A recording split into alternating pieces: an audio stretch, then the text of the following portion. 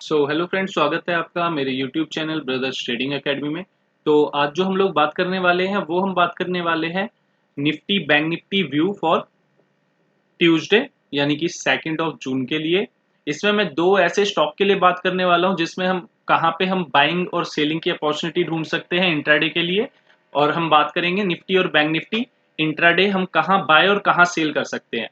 तो सबसे पहले हम स्टार्ट करते हैं निफ्टी से।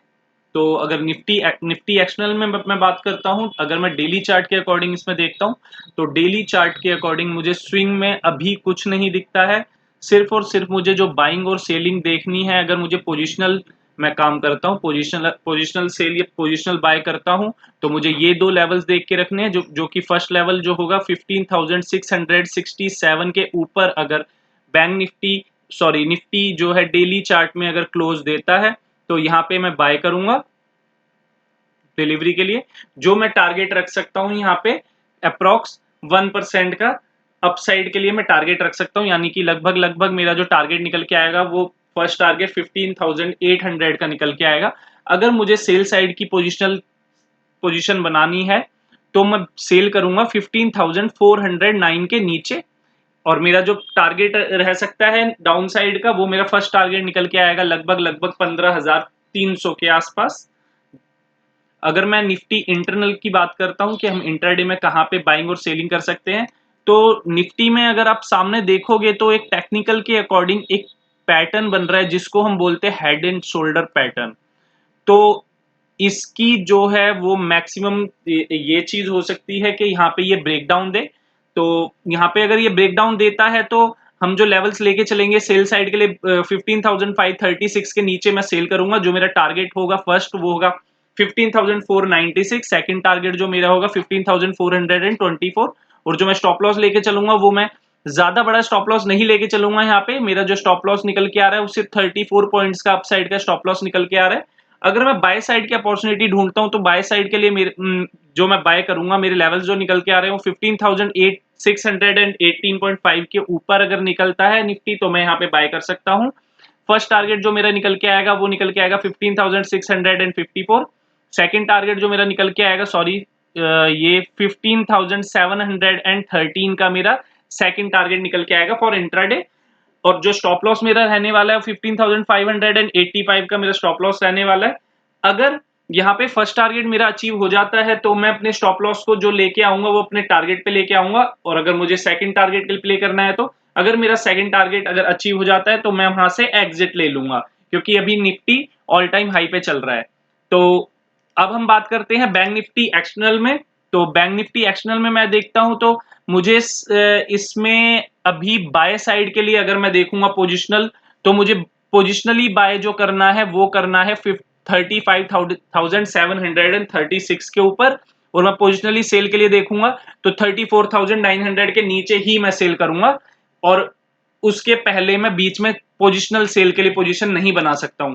अगर मैं निफ्टी इंटरनल की बात करता हूं तो निफ्टी इंटरनल्स में देख लेते हैं। तो Nifty internal bank Nifty internals में भी सेम वही पैटर्न बन रहा है, हेड एंड शोल्डर पैटर्न बन रहा है। और अगर 15 मिनट का चार्ट आप लगा के देखते हैं तो एक ट्रेड लाइन का सपोर्ट ले रहा था जहां पे बैंक निफ्टी वो आज ब्रेक कर दिया है, और पूरा दिन उसको ऊपर निकालने की कोशिश करी लेकिन ऊपर नहीं निकाल पाए, फिर उसको नीचे ही डाउन साइड में ही उसने क्लोज दिया है। तो हो सकता है कल हमें जो मिले इसमें डाउन साइड का ब्रेकडाउन मिले, तो मैं जो सेल करने वाला हूं 35,240 के नीचे मैं सेल करूंगा। जो मेरा फर्स्ट टारगेट निकल के आएगा वो मेरा 200 पॉइंट्स का फर्स्ट टारगेट होगा 35,040 का। सेकंड टारगेट जो मेरा निकल के आएगा 34,890 का। तो स्टॉप लॉस जो मैं लेके चलने वाला हूं यहाँ पे वो मैं लगभग स्टॉप लॉस मेरा रहेगा 35,400 के अराउंड। और कोई जो रिस्की ट्रेडर्स हैं वो स्टॉप लॉस थोड़ा बढ़ा करके रख सकते हैं, क्योंकि जो इसकी शोल्डर की अपर साइड की जो रेंज निकल के आ रही हो 35,480 के अराउंड, तो 80 पॉइंट्स का आप बफर में स्टॉप लॉस लेकर के चल सकते हैं। और अगर आपको बाय साइड पे अपॉर्चुनिटी मिलती है तो बाय साइड के लिए सिर्फ और सिर्फ आप बाय करोगे 35,589 के ऊपर ही आपको बाय करना है। जो स्टॉप लॉस आपका रहने वाला है वो 100 पॉइंट्स का डाउन साइड का स्टॉप लॉस रखेंगे, और फर्स्ट टारगेट आपका 100 पॉइंट्स का होगा, सेकंड टारगेट आपका 200 पॉइंट्स का होगा। सेम कंडीशन वही रहेगी, अगर आपका टारगेट अचीव हो जाता है तो अपने स्टॉप लॉस को अपनी कॉस्ट पे लाइए, एंड सेकंड टारगेट के लिए फिर आप उसको रन कर सकते हैं। तो जो हम स्टॉक लेके आए हैं कल के लिए, तो 2 स्टॉक में से पहला स्टॉक जो हमारा है वो है अदानी पोर्ट।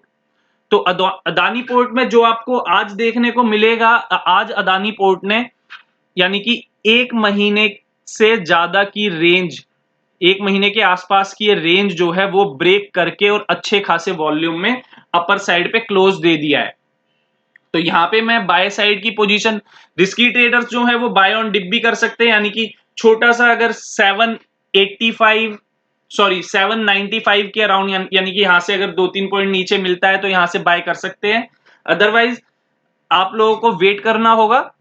आप 808 के ऊपर बाय कर सकते हैं। जो आपका टारगेट, फर्स्ट टारगेट रहेगा वो 818 का रहेगा, सेकंड टारगेट 829 का रहेगा। जो स्टॉप लॉस आपका रहने वाला है वो 8 पॉइंट का स्टॉप लॉस रहेगा, यानी कि स्टॉप लॉस आपका रहेगा 800 के आसपास।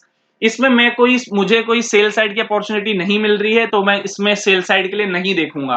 तो मेरे पास सेकंड जो स्टॉक निकल के आया वो है कोटक बैंक। कोटक बैंक मैंने क्यों लिया है सेल साइड के लिए या बाय साइड के लिए, मैं क्यों लूंगा इसको? तो फर्स्टली इसमें सेल साइड की अपॉर्चुनिटी मुझे दिख रही है, लेकिन फिर भी अगर बाय साइड के लिए आपको निकलता है तो आप बाय कर सकते हो 1806 के ऊपर। जो स्टॉप लॉस आपका रहने वाला है वो 1813 का आपका टारगेट रहेगा। फर्स्ट स्टॉप लॉस आप जो लेके चलोगे वो 1792 का आपका स्टॉप लॉस रहेगा। टारगेट 2 जो आपका रहने वाला है वो 1823 का रहेगा। और अगर आप सेल करोगे तो सेल आपको जो करना है वो 1793 के नीचे आप सेल कर सकते हो। और इसमें जो आपका टारगेट 1 निकल के आएगा वो 1784 का आपका टारगेट 1 होगा। टारगेट 2 आपका होगा जो वो 1778 का रहेगा। स्टॉप लॉस हम लेके चलेंगे 1805 का। तो इसके लिए जो मैं देख रहा हूं वो मुझे सेल साइड का क्यों लग रहा है, वो इसलिए यहां पे भी एक हेड एंड शोल्डर पैटर्न बन रहा है जिसका ब्रेकडाउन बनता है 1793 के नीचे। तो अगर आपको कल कोई बिग गैप अप या गैप डाउन पे आपको चेज नहीं करना है तो उसके लिए हम वेट करेंगे। और सेकेंडरी अगर मैं दूसरी चीज देखता हूं कोटक बैंक एक्सटर्नल में, यानी कि डेली चार्ट में, तो यहां पे मुझे एक बेरिश एंगल्फिंग बनती हुई दिख रही है, जो कि एक सीधा सीधा नेक्स्ट डे के लिए बियर साइड कंफर्मेशन होता है। यानी कि या तो ये कंसोलिडेट करेगा या डाउन साइड पे गैप डाउन खुल सकता है। अगर ये बिग गैप डाउन या कुछ ऐसा होता है तो आपको चेज नहीं करना है। एक बार ओपन होने दीजिए, 15 मिनट्स की स्टार्टिंग की कैंडल बनने दीजिए, उसके बाद ही हम इसको एंटर करेंगे। तो थैंक यू फ्रेंड्स, मिलते हैं फिर नेक्स्ट वीडियो में। Thanks for watching my video friends.